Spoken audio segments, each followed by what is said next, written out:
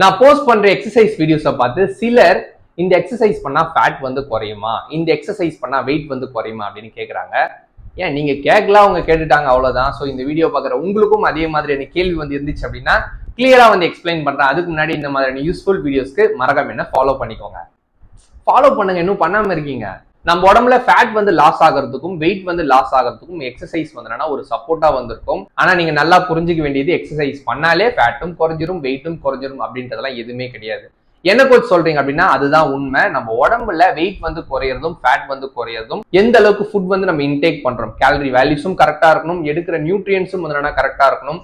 இது எல்லாமே கரெக்டா இருந்தாதான் ஃபேட் குறையறதா இருந்தாலும் வந்து குறையும், வெயிட் குறையறதா இருந்தாலும் வந்து குறையும். எல்லாரோட மைண்ட்லயும் எப்படி வந்து தப்பா திங்க் பண்றாங்கன்னா, நம்ம பண்ற எக்ஸசைஸ் வந்து ஃபேட்காக அப்படின்னு நினைக்கிறாங்க. ஆக்சுவலி அது வந்து மசில்காக. நம்ம மசில்காக ஒரு எக்ஸசைஸ் வந்து பண்ணும்போது அந்த மசில் வந்து எக்ஸசைஸ் பண்ணி முடிச்சதுக்கு அப்புறம் ரெக்கவரி வந்து ஆகும்.